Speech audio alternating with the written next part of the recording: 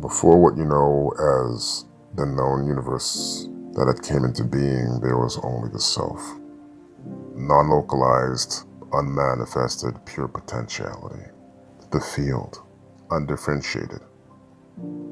It was before polarity, before contrast, before a sense of self.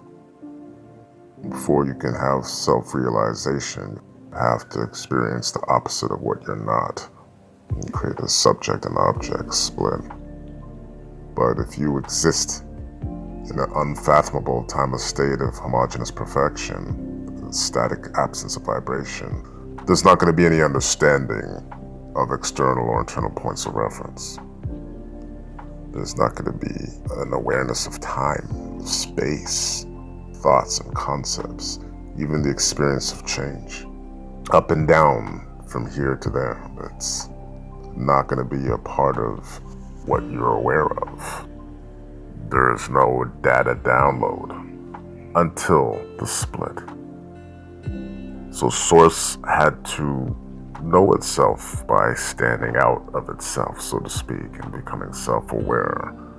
And that can only be done by experiencing what we know as differentiation. This reflection to translate the fragments of its own consciousness in this virtual reality Sims game of immersive experiences. At least 2 points of references are required for space and time to come into existence.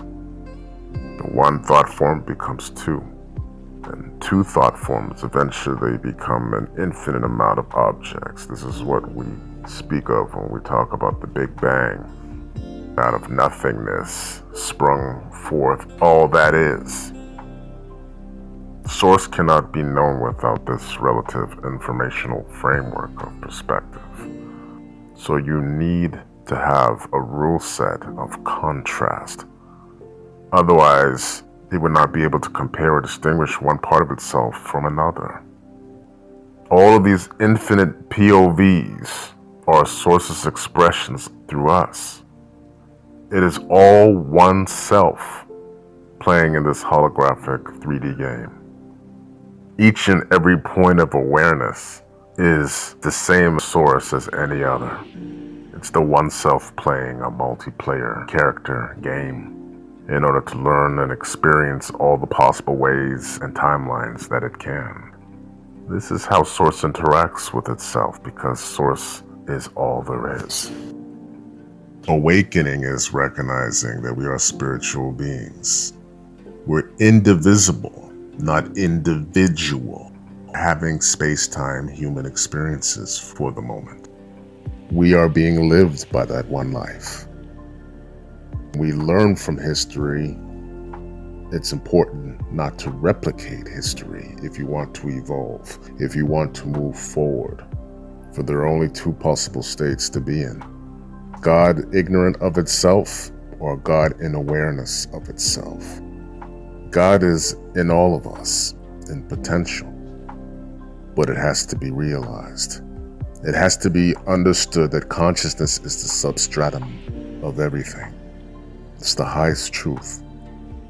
You must go deep within your being for it to be fully realized, to embrace your liberation.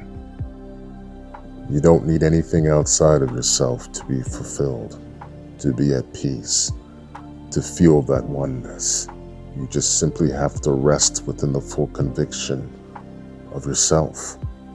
You need a burning desire for liberation, for freedom, by embracing your true nature and not allowing yourself to get lost in the dream of thoughts, caught up in human affairs, and do whatever helps you to remember what is truth, and be aware of all of these clouds of thoughts that tend to obscure or block your luminous being.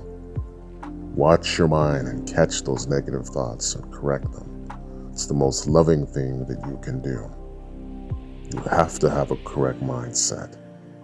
If you don't, then you will accept yourself as the dream character, just a bundle of conditioning that has been molded and shaped by society. So recognize who you are and what you are here to do. Take responsibility. Don't play the victim card. Work out all of the distortions and disturbances in your psyche. Integrate them. If not, you will suffer from the effects of those choices made in unconsciousness. They will be there until they are forgiven. Let go of everything that you're not, and fully accept everything that you are. And this is self.